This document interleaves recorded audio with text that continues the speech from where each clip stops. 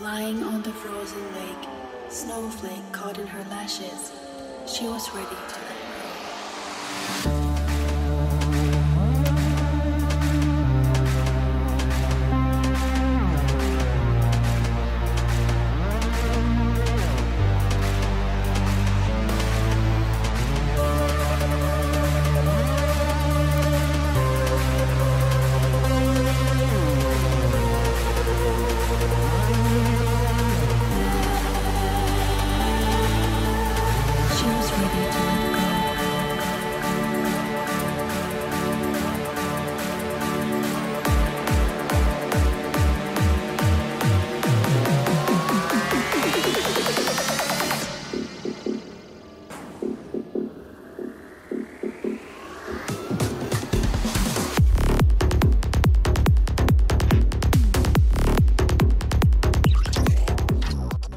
Bon, première pièce terminée.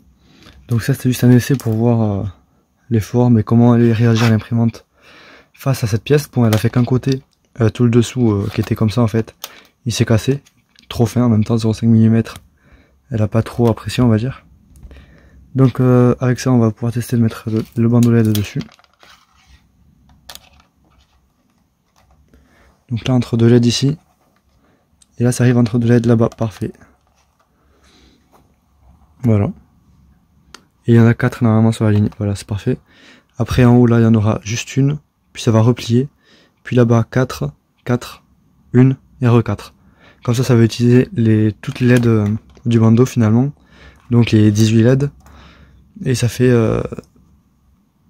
comme ça. Donc logiquement la lumière va se propager sur les rebords extérieurs, et donc ce sera visible, voilà. Donc on va voir ce que ça va donner.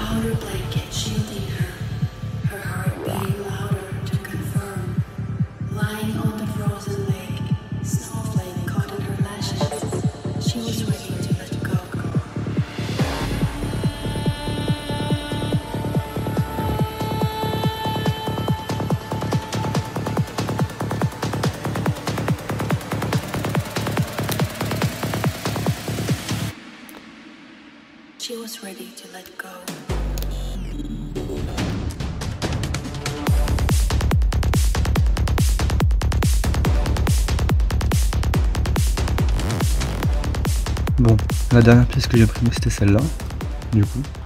Donc le haut du logo Renault en fait, comme on peut voir là-bas, sauf que ça c'était l'ancienne version. Donc juste avec une hauteur pour dessiner les traits en fait, et sans plus. Donc voilà, c'était comme ça, c'était imprimé directement avec les supports et tout. Le dessous c'est un peu abîmé mais c'est normal, du coup je l'ai encore épaissi sur la nouvelle version. Là on peut voir que tout est propre, hein, franchement, l'intérieur, l'extérieur, tout ça. Le problème c'est que c'est un peu trop petit finalement. En fait il n'imprime pas à la bonne dimension, c'est un peu plus petit que ce que ça devrait. Bon du coup j'ai voulu essayer une autre technique. Parce que les supports c'est un peu chiant des fois. J'ai fait cette pièce là, sans les supports. Donc ça c'est un côté du logo en fait, le côté droit il me semble, que j'ai coupé.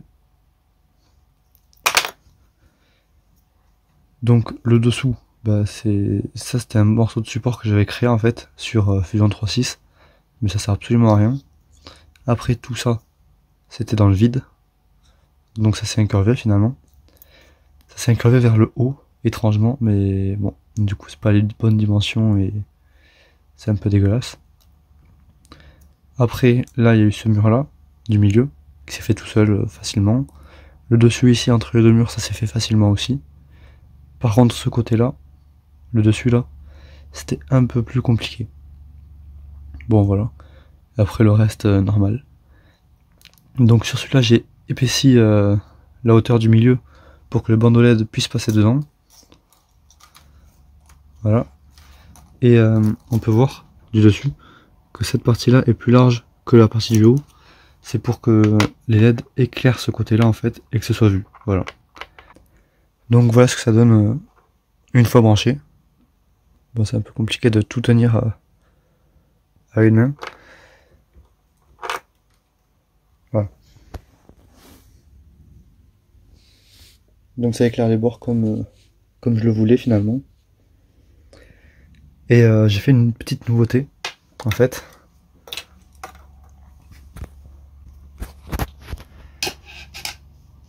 Donc la petite nouveauté en fait c'est déjà l'incurvation du dessus là. Donc au début ici c'est plat. Et plus on va vers le fond, plus c'est épais. Là tout ça c'est à la même hauteur, 1 mm d'épaisseur là. Et ça c'est incurvé. Voilà. Pareil ici, ça c'est à 1 mm d'épaisseur. Et ça c'est incurvé. Donc j'ai fait un plan en travers et ça s'est fait comme ça. Voilà. Et ensuite la genre de petite rigole là. Ça c'est pour que les LED qui sont à l'intérieur, je vais vous montrer.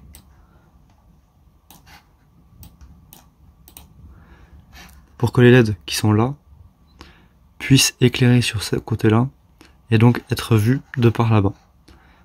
Donc là c'est l'intérieur, hein, comme d'habitude toujours creux. Et là c'est là où il y a l'autre côté des LED. Voilà. Donc je vous passe le détail en coupe.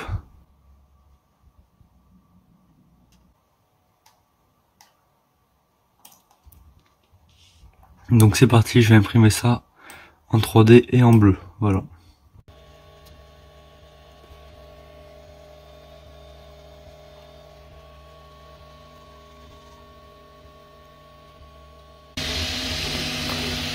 Bon, l'impression finale est en cours. Donc on peut voir que les supports sont faits en gris, comme je lui ai demandé. Donc avec l'extrudeur numéro 2. Ce sera plus simple pour l'enlever, pour voir en fonction de la couleur je saurai quoi enlever. Et là-bas à chaque fois il met un peu la couleur pour pas faire de dégradé là-dessus en fait. Voilà, tout simplement. Ça fait forcément du gâchis mais c'était pour tester aussi.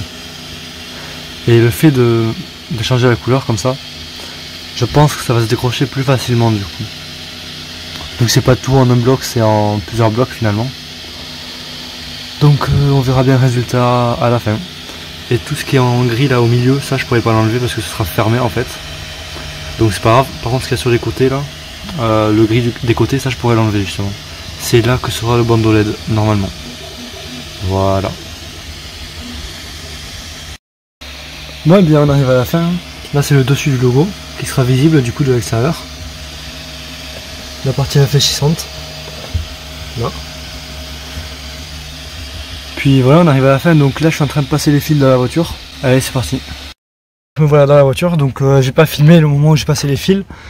Donc j'ai pris un fil comme ça de téléphone à la base, 4 fils.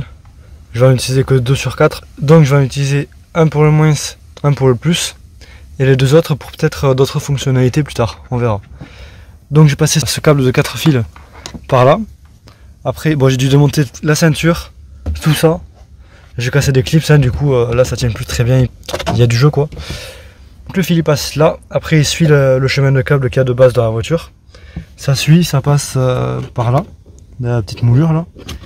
Ça passe derrière cette ceinture là que j'ai pas démontée, hein, c'est passé à travers, ça se démonte facilement ça. Donc ça passe en bas de la portière, je vais vous montrer. Dans cette genre de gaine là, ça il y a juste à le tirer un peu, on passe le doigt derrière. Il faut ouvrir la porte, il y a ça qui peut sauter après. C'est posé par dessus le joint, donc il y a ça qui saute. Et le fil il passe tout seul dedans. Donc voilà, il ressort ici. Et là j'ai le bout. Donc maintenant je vais vous montrer comment je vais le câbler. Donc pour le câblage, bon, il faut d'abord aller sous ça parce qu'en fait j'ai l'ampli que j'ai acheté 80 € là, l'ampli 3600 watts il me semble, qui est derrière la boîte à gants, qui est vissé par ces petites vis là que j'ai mis là, qui est relié au remote du poste radio. En fait, quand le poste radio est allumé, il envoie un signal sur un petit fil qui s'appelle le remote, donc télécommande ça veut dire en gros. Donc quand lui est allumé, ça allume l'ampli par ce fil là. Juste le 12 volts passe.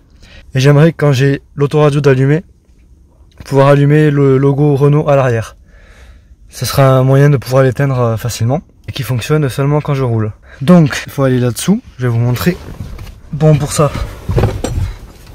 il faut se mettre à l'envers sur le siège de la voiture, mais bon, bref. Voilà. Le premier à gauche là c'est le GND, je vais me mettre dessus. Et à côté c'est le remote, qui vient du coup du poste radio. Donc je vais me mettre sur ces 2 fils là. Bon, le dernier c'est le plus. Donc je vais me mettre sur les 2 fils là, le noir et le violet. Puis après je testerai si ça fonctionne. Bon bah voilà, là c'est la fin. Donc comme on peut le voir pour l'incurvation là, du premier côté ici et pareil de l'autre côté là-bas. Il a fait plusieurs couches finalement. Du coup je vais les limer. Et voilà, donc là il est à la fin. Et le petit rond là-bas il a arrêté de le faire à partir de la fin des couches grises. À la fin des supports en fait il a arrêté, voilà.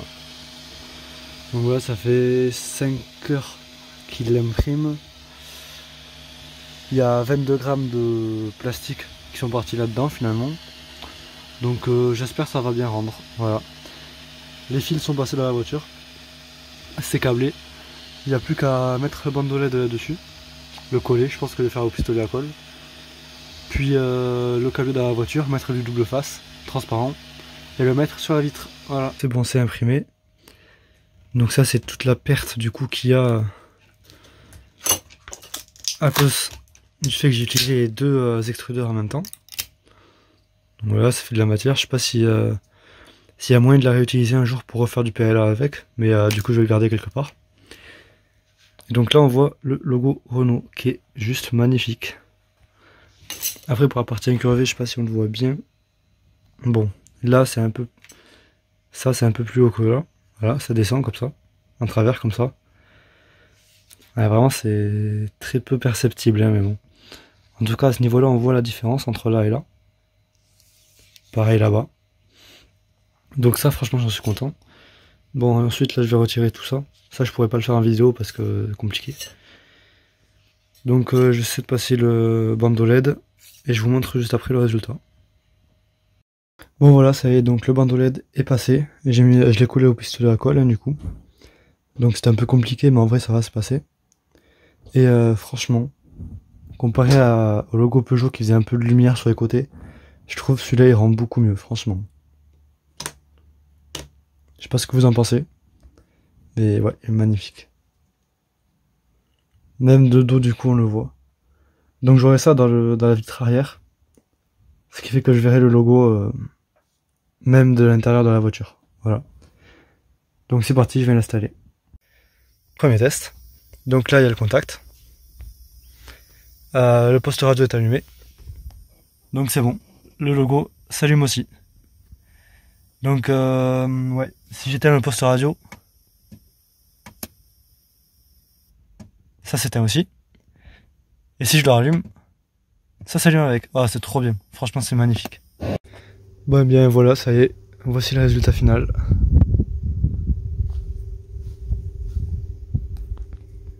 Le problème, je trouve, c'est que ça éblouit un petit peu. Enfin, c'est peut-être un peu trop visible, je trouve.